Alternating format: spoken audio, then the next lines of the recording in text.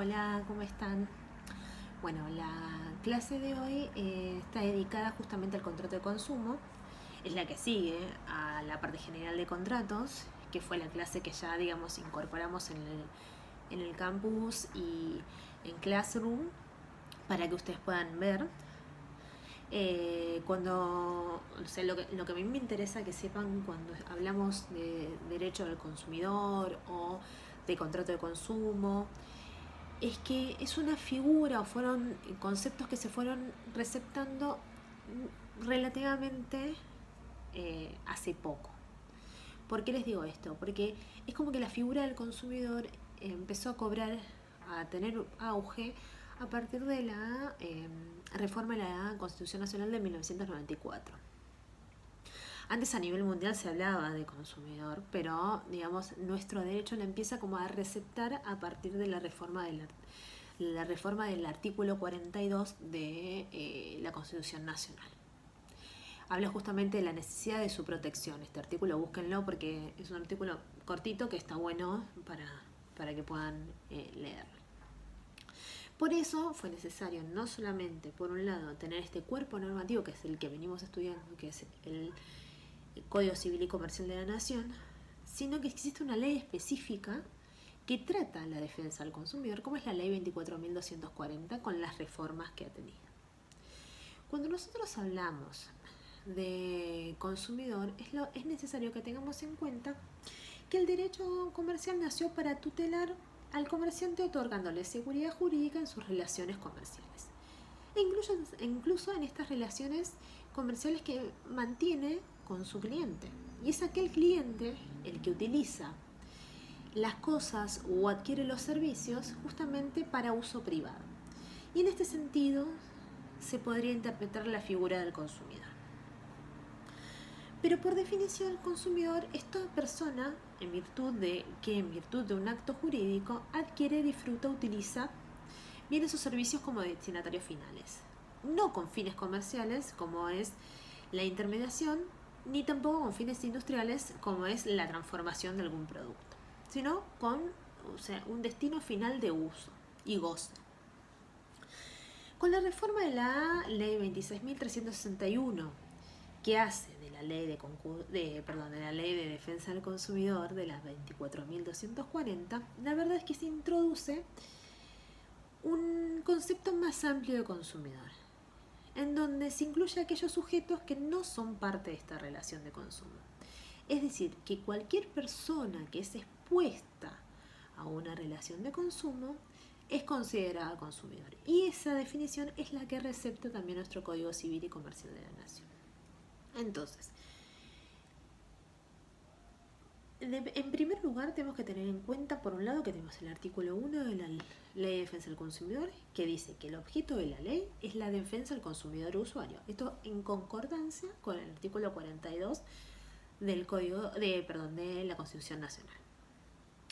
Pero la verdad que además del artículo 42 del Código Civil y Comercial de la Nación y de la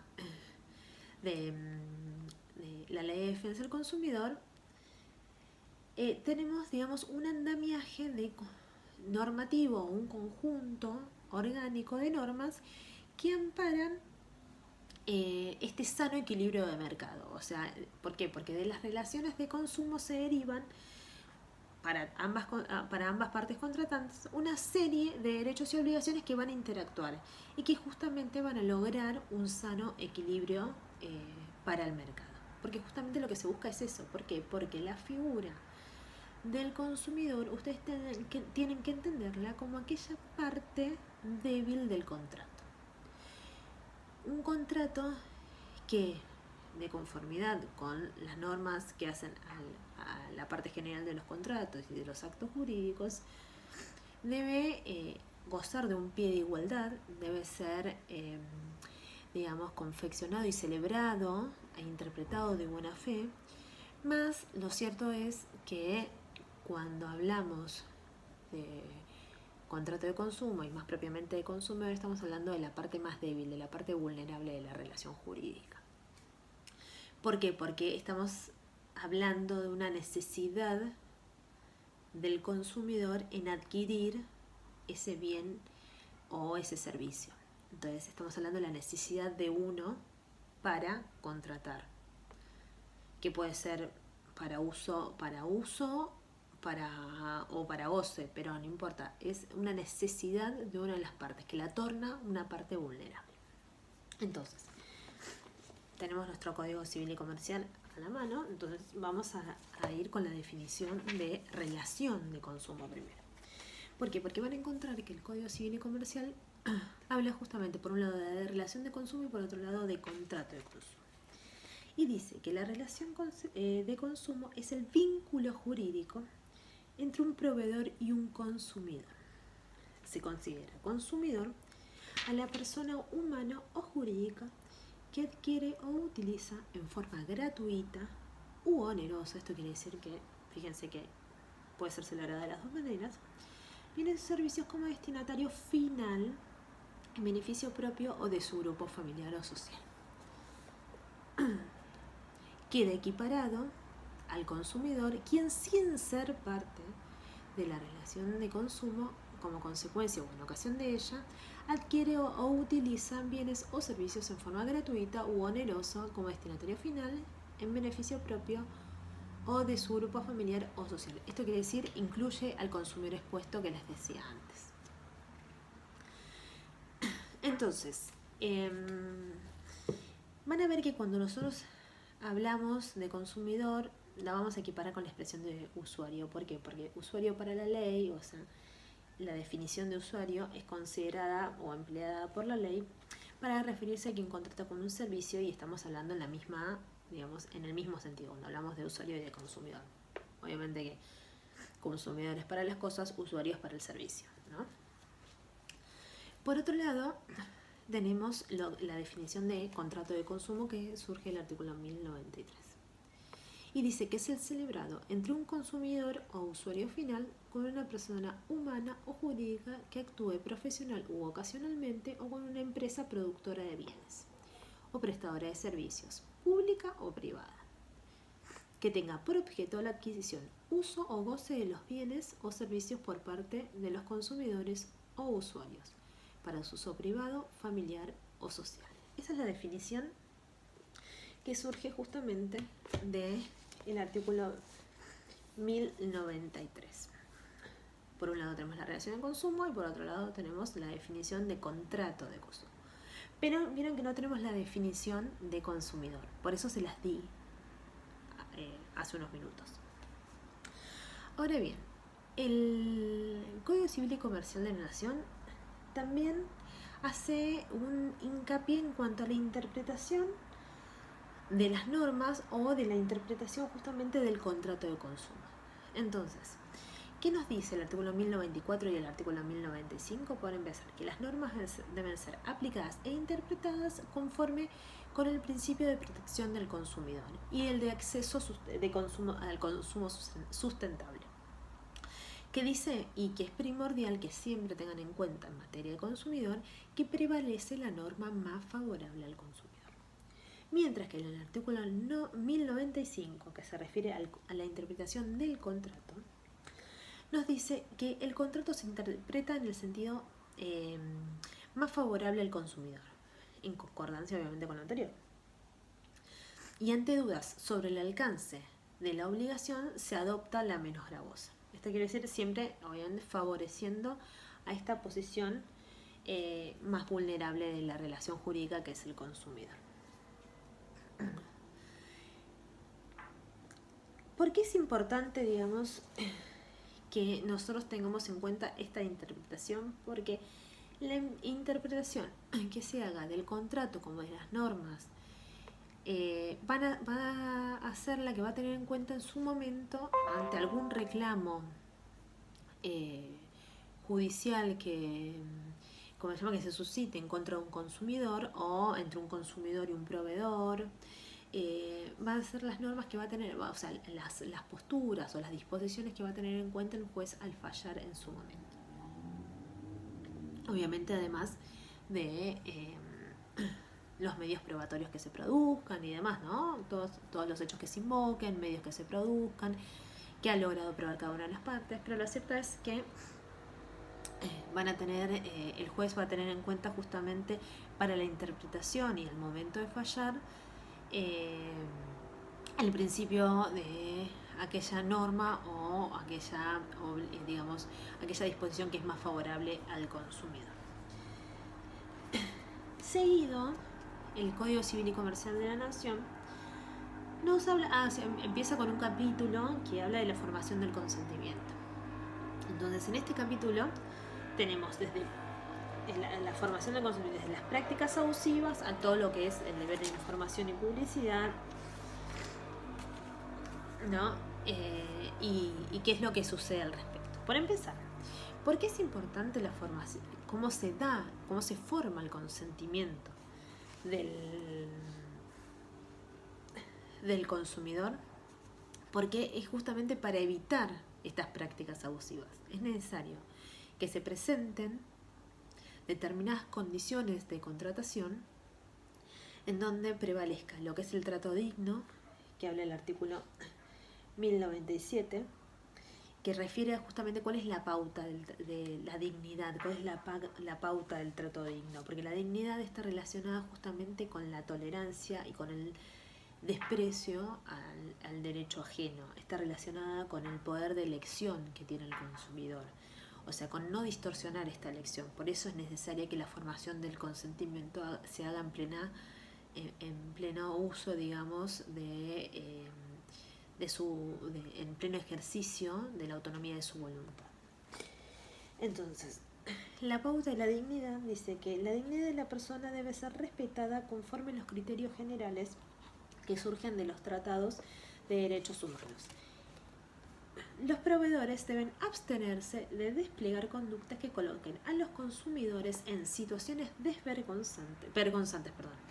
situaciones vergonzantes, vejatorias o intimidatorias. Entonces ven acá la pauta, digamos, de conducta que deben adoptar los proveedores y este deber, digamos, que tiene el legislador de amparar la figura del consumidor.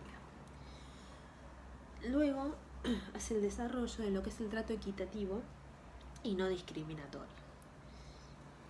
El trato equitativo, dice, los proveedores deben dar a los consumidores un trato equitativo y no discriminatorio. No pueden establecer diferencias basadas en pautas contrarias a la garantía constitucional de igualdad. Y acá está el pie necesario en materia de contratos. El principio de igualdad, el principio de buena fe entran en juego, sobre todo en lo que tiene que ver con este tipo de contratos. En especial, la de nacionalidad de los consumidores, porque justamente se habla de un trato de no discriminación. Sin embargo, el artículo 1099 refiere a la libertad de contratar. Y dice, están prohibidas las prácticas que limitan la libertad de contratar del consumidor, en especial las que subordinan la provisión de productos o servicios en la adquisición simultánea de otros, y otras similares que persigan el mismo objetivo. Entonces justamente lo que se busca es evitarle algún perjuicio al consumidor en esta libertad de contratar. ¿Por qué? Porque la libertad de contratar va a estar limitada en cuanto a las prácticas abusivas respecto del proveedor, no respecto del consumidor. Eso, digamos, es fundamental. Para tener en cuenta también la formación del consentimiento, en lo que es formación del consentimiento, es importante la sección segunda. La segunda sección de este capítulo 2 refiere al derecho de información. Este derecho de información es importante ¿por qué? Porque es un deber por parte del proveedor, porque esta información que debe brindar el proveedor debe ser cierta y detallada, porque debe brindarla en forma gratuita, porque debe ser clara. Y la claridad en realidad refiere a que se permita la comprensión por parte del destinatario, que quien va a ser obviamente el consumidor. Pero ¿por qué es importante este deber de información? Este deber de información que tiene previsto el Código Civil y Comercial de la Nación se complementa con el deber de seguridad que surge de la Ley de Defensa del Consumidor. Este deber de seguridad se caracteriza justamente porque refiere a La utilización de las cosas en las condiciones que sean las previsibles, o sea, que esta utilización de las cosas no presente un peligro alguno para ninguna de las personas, sea para el consumidor como para su grupo familiar o social, que es necesario que se complemente esta idea de información con el deber de seguridad, en el sentido que cuanto más riesgoso es el producto, más riesgoso es el objeto o la cosa que hace al contrato, más información se debe brindar sobre el mismo.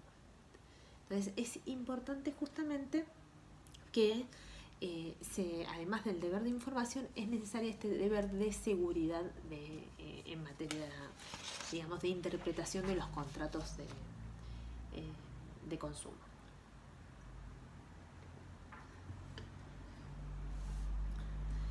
Luego van a ver que el artículo 1101, dentro de la misma sección, refiere a las prohibiciones en materia publicitaria, ¿no? Dice que se prohíbe aquella publicidad que indique falsedades o que induzca error, una publicidad que sea abusiva, discriminatoria o que induzca un comportamiento perjudicial o peligroso, y acá entra en juego el deber de seguridad que les decía también. Luego el mismo código refiere a las acciones propias que tiene en cabeza el consumidor afectado, o en su efecto aquel que se vea, digamos, legalmente legitimado, en donde puede pedir la cesación de la publicidad ilícita, de la publicación, puede pedir anuncios rectificatorios, e incluso puede pedir una sentencia condenatoria. Porque dice, ¿y por qué les leo esta parte del artículo? Porque dice: los consumidores afectados o quienes resulten legalmente legitimados. Por ejemplo, el Ministerio Público puede solicitar cualquier tipo de acción contra, e incluso no solamente el Ministerio Público, sino la Secretaría de Comercio puede actuar. Y luego, bueno, ¿qué sucede en cuanto a los efectos de esa publicidad que habla el artículo 1103? Ahora bien, concluye la parte de la publicitaria, por decirlo de una manera, ¿no?, de la información y publicidad dirigida a los consumidores. Vamos a ver qué pasa con aquellos contratos, digamos, celebrados fuera, digamos, de los modos convencionales. Y a ello se refieren las modalidades especiales de celebración del contrato. Entonces, por un lado tenemos aquellos contratos que son celebrados fuera del establecimiento comercial, como aquellos contratos celebrados a distancia. ¿Qué se entiende por aquellos contratos celebrados fuera del establecimiento comercial? Aquellos que se celebran en el domicilio particular o laboral del consumidor, aquellos celebrados en la vía pública o aquellos celebrados por correspondencia. Mientras que el artículo 1105 habla de aquellos contratos celebrados a distancia, que quiere decir que son sin la presencia física del consumidor, por medios postales, electrónicos y telecomunicaciones, como puede ser la TV, internet, Instagram, cualquier aplicación, digamos, o cualquier, digamos, cualquier tipo de red que esté ofreciendo, digamos, alguna oferta de algún producto o de algún servicio. Esto, digamos, en cuanto a las modalidades, ¿no? Estos son los dos tipos de modalidades. Pero lo que a nosotros nos interesa en particular, y a las que hizo especial hincapié el legislador en el momento de la sanción del código, fue a la de los medios electrónicos. O sea, que son los celebrados a distancia. ¿Por qué? Por empezar, en el artículo 1106 habla de qué se entiende por medio electrónico. Luego, el artículo 1107 nos dice qué información debe contener cuando se está celebrando un contrato en estos términos. Y por último, el artículo 1108 se refiere a la vigencia de la oferta y de la aceptación. ¿Qué entendemos por medio electrónico? Aquel que contiene un soporte electrónico u otro similar, dice el artículo. Mientras que, ¿cuál es la información que deben contener estos medios electrónicos? Dice que el proveedor debe informar el contenido, además del contenido mínimo del contrato y la facultad de revocar, que ahora vamos a ver qué es, todos los datos necesarios para utilizar correctamente el medio elegido, para comprender los riesgos derivados de su empleo y para tener absolutamente claro quién asume esos riesgos. Esto para que vean lo importante que es en cuanto a la utilización de los medios electrónicos, este deber de información. El deber de información debe ser, digamos, debe ser brindado en forma clara, precisa, detallada, ¿no? Sin ir más lejos, ha sucedido que se pueden llegar, digamos, ustedes, no sé, alguna vez, no sé si les pasó o conocieron, contrataron la compra de algún pasaje por alguna de estas páginas como Despegar, Al Mundo, ¿no? Ustedes, más allá de que, o sea, debe ser el contenido de la oferta debe ser claro y detallado.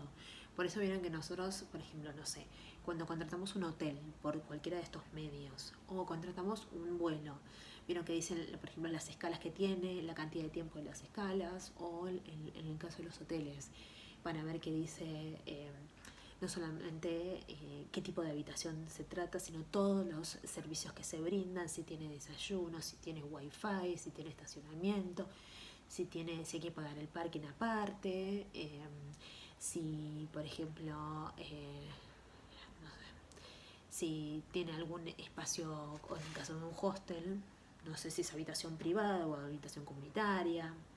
O sea, todos esos datos se deben brindar.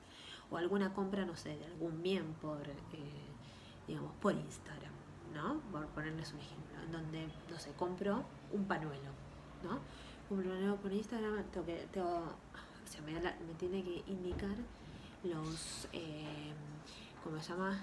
El tipo de tela, si es 100% cuánto, el modo de uso, cómo tienen que ser las facilidades de pago, cuál es el costo, o sea, todos los datos que hacen al cumplimiento de este deber de información sobre los medios electrónicos al momento de contratar. El consumidor los debe tener presentes, visibles, y deben ser claros para poder justamente brindarle esta libertad de contratación. Después, y no menos importante en cuanto a la modalidad de estos tipos de contratos, es dónde deben cumplirse estas modalidades especiales.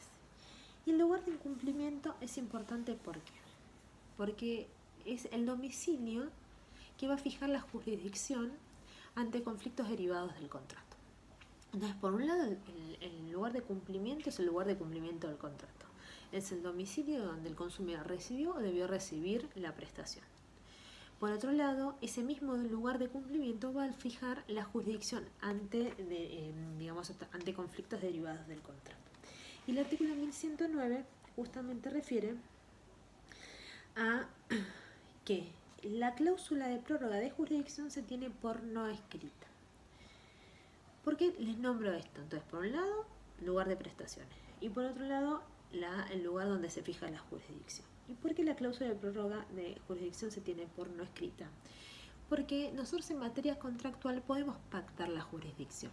Esto quiere decir, no sé si alguna vez si recuerdan en algún contrato que hayan visto, una de las cláusulas del contrato dice jurisdicción.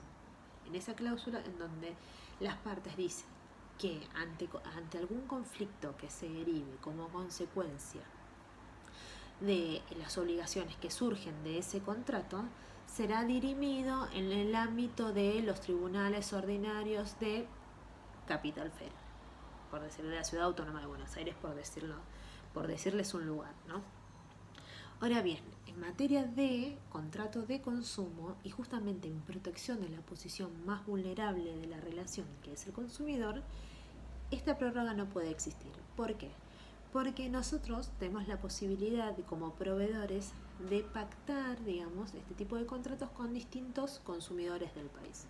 Entonces, si yo contraté con una persona que vive en Ushuaia, obligarla a litigar en el ámbito de la Capital Federal o en la Ciudad Autónoma de Buenos Aires la verdad que le estoy generando más un perjuicio que atenta justamente con este principio de protección hacia el consumidor. Esto no solo está previsto en el Código Civil y Comercial de la Nación, sino también en el artículo 36, si mal no recuerdo, de la Ley de Defensa del Consumidor. Justamente que prevé la imposibilidad de prorrogar la jurisdicción. Ahora bien, existe otro derecho, digamos, que es en favor, obviamente, del consumidor, que refiere a un derecho de revocación, que es un derecho que es irrenunciable, que existe un deber de informar este derecho de revocación por parte del proveedor, que existe una forma y un plazo para notificar el uso de este derecho y los efectos propios del ejercicio de este derecho de revocación. ¿Pero qué es la revocación? Es el derecho irrenunciable de revocar la aceptación, de dejar sin efecto la aceptación. ¿Cómo lo puede hacer? Dentro de los 10 días de computados, o sea, dentro de los 10 días computados a partir de la celebración del contrato. Tenemos 10 días desde que se celebra el contrato para dejar sin efecto esa aceptación que hizo el consumidor. O sea, el consumidor es una facultad que tiene el consumidor y que es irrenunciable. Ahora, si la aceptación es posterior a la entrega del bien, el plazo debe comenzar a correr desde que esta última se produjo. Si el plazo vence en día inhábil, se prorroga hasta el primer día siguiente. Las cláusulas, pactos o cualquier modalidad que importen la imposibilidad de ejercer el derecho de revocación se tiene por no escrito. Lo mismo que sucede con la prórroga de la jurisdicción. No, se tiene por no escrito aquella cláusula justamente que importe la imposibilidad de ejercer este derecho de revocación. Obviamente si hay un plazo, no se puede, digamos, hacer uso de la revocación de la aceptación en cualquier momento, sino a partir de los 10 días de la celebración del contrato. Existe ese plazo, digamos, de arrepentimiento, por decirlo de una manera. Pero ahora bien, es importante que que el proveedor, y esto lo dice el artículo 1111, informe la facultad de revocar mediante su inclusión en caracteres destacados en todo documento que presente al consumidor en la etapa de negociaciones o en el documento que instrumenta el contrato concluido. Siempre ubicada como disposición inmediatamente anterior a la firma al consumidor, cosa que el consumidor la vea. No tiene demasiado explicación este artículo. Dice, el derecho de revocación no se extingue si el consumidor no ha sido informado debidamente sobre su derecho. Ven, acá como vuelve a entrar en juego justamente la protección al consumidor.